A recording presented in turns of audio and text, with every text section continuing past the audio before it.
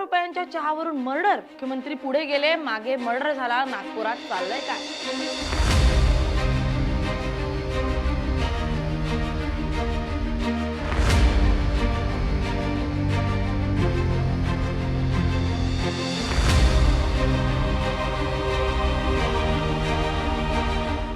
नगरमध्ये जेवणावरून सुरू झालेल्या वादातून मर्डर, तर मुख्यमंत्री फडणवीसांच्या नागपुरात तर चक्क 10 रुपयांच्या चहाच्या वादातून मर्डर.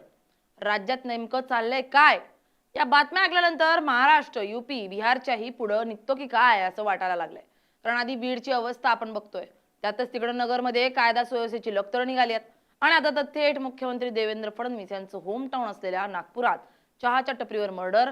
कुठे नेऊन ठेवलाय महाराष्ट्र माझा, असा सवाल आता प्रत्येक मराठी माणसाला पडलाय. नमस्कार, मी स्नेहल चौधरी, आपण पाहताय LS मराठी. नागपूर महाराष्ट्राची उपराजधानी, मुख्यमंत्री देवेंद्र फडणवीसांचं घर, केंद्रीय मंत्री नितीन गडकरींचं घर, चंद्रशेखर बावनकुळे नागपूरचे पालकमंत्री.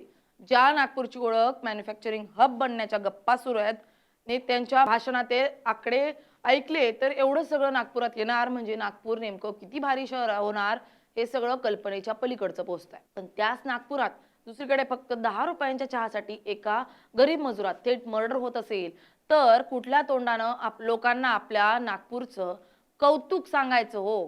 नागपूरकर, कारण ऑरेंज सिटी म्हणून ओळखलं जाणारं नागपूर आजकाल रोज एखाद्या दुसऱ्या मर्डरनं रक्ताच्या सडात लाल होत आहे आणि पोलीस प्रशासन मात्र तसंच ढिम्म आहे. पोलिसांच्या खाकीचा पूर्ण धाक संपलाय की काय, अशीच परिस्थिती आता राज्यातील अनेक जिल्ह्यात पाहायला मिळते. कारण 10 रुपयांवरून जर मर्डर होत असेल तर बाकी कशाचा हिशोब लावायचा? आता या मर्डरची सविस्तर पार्श्वभूमी समजून घेऊयात. ही भयानक घटना कपिल नगर परिसरातील सहारे पेट्रोल पंपच्या बाजूला असलेल्या एका चहा आणि पान टपरीवर घडली आहे. मृत व्यक्तीची ओळख मनोज विश्वनाथ यादव अशी आहे. मनोज यादव हा मूळचा उत्तर प्रदेशचा रहिवासी असून तो गेल्या काही वर्षांपासून नागपुरात उदरनिर्वाहासाठी राहत होता. तो स्थानिक भागात मंडप आणि सजावटीचं साहित्य वाहून नेणाऱ्या मालवाहू वाहनांवर चालक आणि मजूर म्हणून काम करत होता. अत्यंत गरिबीत दिवस काढणारा मनोज दिवसभर शारीरिक कष्ट करून आपल्या कुटुंबाचा उदरनिर्वाह चालवत होता. या घटनेतील मुख्य आरोपी आणि चहाचे विक्रेत्याचे नाव कैलास लालचंद गणवीर असे. कैलास हा सहारे पेट्रोल पंपाजवळ गेल्या अनेक वर्षांपासून चहाची गाडी आणि छोटी पान टपरी चालवत होता. मनोज यादव हा कामाच्या निमित्तानं नेहमी त्या परिसरात येत असल्यानं तो कैलासच्या टपरीवर चहा पिण्यासाठी नेहमी जात असे. त्या दोघांमध्ये नेहमीचे संबंध होते. घटनेच्या दिवशी नागपूरमध्ये राजकीय घडामोडींमुळे प्रचंड पोलीस बंदोबस्त तैनात करण्यात आला होता. कपिल नगर परिसरातील पंतप्रधान आवास योजनेच्या एका भव्य मैदानावर राज्याचे मुख्यमंत्री देवेंद्र फडणवीस यांच्या कार्यक्रमाचं आयोजन करण्यात आलं होतं. या VVIP कार्यक्रमासाठी संपूर्ण परिसराला छावणीचं स्वरूप आलं होतं आणि शेकडो पोलीस कर्मचारी तैनात होते. मनोज यादव हा देखील याच कार्यक्रमाच्या ठिकाणी मंडप आणि सजावटीचं साहित्य गोळा करण्याचं आणि वाहनात भरण्याचं काम करत होता. दुपारच्या सुमारास मुख्यमंत्र्यांचा कार्यक्रम शांततेत पार पडला आणि मुख्यमंत्र्यांचा ताफा कडेकोट बंदोबस्तात तिथून निघून गेला. VVIP गेल्यानंतर पोलीस बंदोबस्त हळूहळू शिथिल होत होता आणि मैदानावर काम करणारे मजूर त्यांचे साहित्य आवरत होते.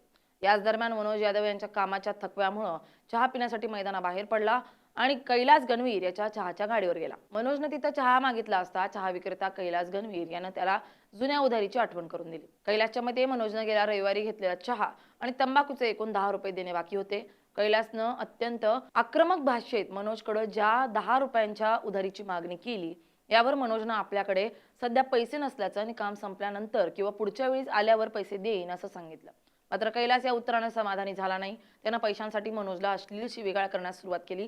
दोघांमधील शाब्दिक वाद प्रचंड वाढला. बघता बघता या किरकोळ वादाचं रूपांतर मोठ्या भांडणात झालं. दोघंही एकमेकांच्या अंगावर धावून गेले. भर रस्त्यात लोकांसमोर हा वाद सुरू होता. मात्र परिस्थिती इतकी भीषण होईल याची कल्पना कुणालाच नव्हती. भांडण विकोपाला गेल्यानंतर आरोपी कैलास गणवीर याचा स्वतःवरील ताबा पूर्णपणे सुटला. चहाच्या गाडीवर दुधाची पाकिटं कापण्यासाठी त्यानं एक अत्यंत धारदार चाकू ठेवला होता. संतापाच्या भरात कैलासनं तोच मोठा चाकू हातात घेतला. मनोज काही समजण्याच्या आतच कैलासनं त्याच्यावर हल्ला चढवला. कैलासनं मनोजला पकडून त्याच्या गळ्यावर चाकून सपासप वार केले. चाकूचा वार इतका खोल आणि वेगात होता की मनोजच्या गळ्याची मुख्य रक्तवाहिनी कापली गेली. गळा चिरल्याबरोबर मनोजच्या गळ्यातून रक्ताच्या चिळकांड्या उडाल्या आणि तो तीव्र वेदनेनं ओरडत जमिनीवर कोसळला. जमिनीवर पडल्यानंतरही तो रक्ताच्या थारोळ्यात तडफडत होता. दिवसाढवळ्या आणि गजबजलेल्या रस्त्यावर झालेल्या या रक्तरंजित हल्ल्यामुळे परिसरात एकच पळापळ आणि घबराट निर्माण झाली. आजूबाजूचे दुकानदार आणि पादचारी भीतीपोटी दूर पळाले. मनोज रक्ताच्या थारोळ्यात पडलेला असताना काही प्रत्यक्षदर्शींनी हिंमत दाखवून तातडीनं कपिल नगर पोलीस ठाण्याला या घटनेची माहिती दिली. मनोज रक्ताच्या थारोळ्यात पडलेला असताना काही प्रत्यक्षदर्शींनी हिंमत दाखवून तातडीनं कपिल नगर पोलीस ठाण्याला या घटनेची माहिती दिली.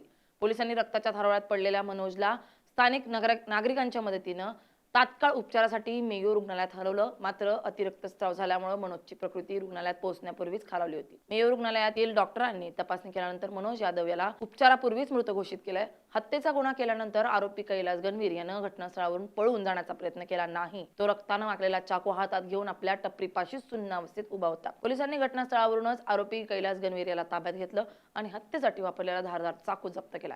पोलिसांनी आरोपीला अटक करून पोलीस ठाण्यात आणलंय आणि गुन्हा दाखल केलाय. प्राथमिक चौकशीत आरोपीने केवळ 10 रुपयांच्या उधारीच्या रागातून हा खून केल्याची कबुली दिली आहे. एवढ्या छोट्या रकमेसाठी एका व्यक्तीचा जीव घेताना आरोपीचा हात जराही कापला नाही, यावर विश्वास ठेवणंही कठीण जात आहे. या घटनेमुळे नागपूर शहरातील गुन्हेगारी गंभीर प्रश्न उपस्थित झाले आहेत. केवळ 10 रुपयांसारख्या क्षुल्लक रकमेवरून जर एखाद्याचा थेट गळा चिरला जात असेल तर खाकीची भीती संपत चालली आहे का, असा प्रश्न आता निर्माण होतोय. व्हीव्हीआयपी कार्यक्रमाच्या ठिकाणी इतका मोठा पोलीस बंदोबस्त असताना त्याच्या अगदी हाकेच्या अंतरावर ही हत्या झाल्यानं पोलिसांचा धाक राहिला नाहीये, हे स्पष्ट आहे. मुख्यमंत्र्यांचा नागपूर, त्याच नागपूर त्यांच्याच कार्यक्रम आणि मुख्यमंत्री पुढे जात आहेत तोपर्यंत मागे मर्डर. कायदा सुव्यवस्था पुरती धाब्यावर. विकासाच्या गप्पा मारणाऱ्या नागपूरच्या नेत्यांनी आधी नागपूरकडे नीट लक्ष देण्याची गरज आहे. तसेच ज्या मुख्यमंत्र्यांकडे पोलीस खातं म्हणजेच गृहमंत्री पद आहे त्या मुख्यमंत्र्यांनी पोलिसांनाही जागा करण्याची गरज आहे. अन्यथा महाराष्ट्राची अवस्था बिकट होईल. Bureau report LS Marathi.